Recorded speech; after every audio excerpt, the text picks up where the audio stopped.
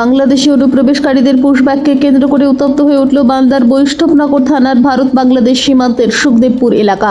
শনিবার ভোর রাত থেকেই সীমান্তে উত্তেজনা ছড়িয়ে পড়ে। স্থানীয় সূত্রে জানা গিয়েছে, সীমান্তের ওপারে বহু বাংলাদেশি নাগরিক জমায়েত হয়ে বিক্ষোভ দেখাতে শুরু করেন। পরিস্থিতি নিয়ন্ত্রণে রাখতে সীমান্তে কড়া পাহারায় মোতায়েন রয়েছে বিএসএফ।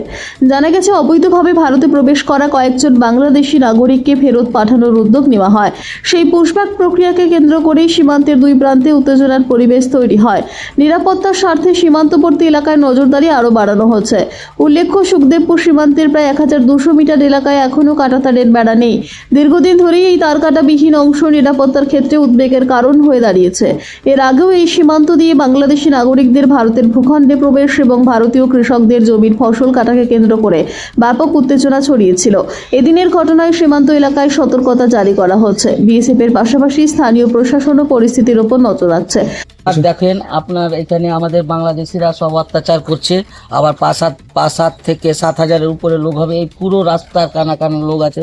এই সামনে দেখতে পাচ্ছেন, আপনি দেখতে পাবেন না হয়তো। এই যে দেখেন, এই দূরে দেখা যাচ্ছে অনেক লোক এখনো আসছে। সেই বাংলাদেশিরা আবার আক্রান্ত করার চেষ্টা করছে, কিন্তু আমাদেরকে বেঁধে রেখেছে বিএসএফ। আমরাকে যদি অর্ডার দেয় তাহলে আমরা যেতে প্রস্তুত। আমাদের অনেক লোক দাঁড়িয়ে আছে, কিন্তু যেতে পারছে না। ওরা কি কারণে এসছে? ওরা এসছে, আমরা কারণটা বুঝতে পারছি না, কিন্তু ওরা যা এর আগে রাস্তাটা হতে দেবে না মনে হয়, এই সব বুঝতে পারছি। বিএসএফও এখনো গেছে আমাদের বিএসএফ এখন বলছে, তোমরা এখন দাঁড়িয়ে থাকো, এখন উত্তেজনা হতে হবে না। এই জন্য আমরা ছাদ থেকে দেখছি, বা রাস্তার ধারে ধারে অনেকগুলো লোক দেখছে।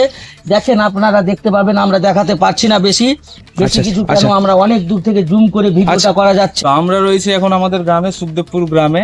হঠাৎ করে খবর পেলাম যে অনেক বাংলাদেশি, 5 থেকে 7,000 বাংলাদেশি আবার আমাদের ওই যেখানে ফেন্সিং নেই সেখানে আবার ওরা 5 থেকে 7,000 লোক মাইক টাইক নিয়ে এসে স্লোগান দিচ্ছে কি আমরা বিএসএফ নিষেধ করেছে, আমরা যাচ্ছি না, কিন্তু আবার ওরা ওখানে উৎপাত শুরু করেছে।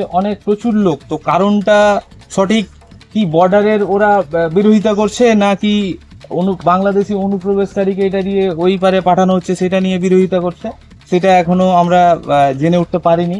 তবে আমার যতদূর মনে হচ্ছে যে ওরা আবার ওই পুরনো তাদের যে একটা দাবি, যে এটা দিয়ে ওরা তাড়াহুড়া করতে দেবে না, আমার মনে হচ্ছে সেটার বিরোধিতায় ওরা মহিলা থেকে শুরু করে বাচ্চারা, অনেক লোকজন এসে ওখানে দৌড়াদৌড়ি এই সেই করছে। আমাদের ওখানে বিএসএফ রয়েছে, বিএসএফরা প্রোটেক্ট করছে, ওরা ওখানে আছে। তো দেখা যাক কি হয়।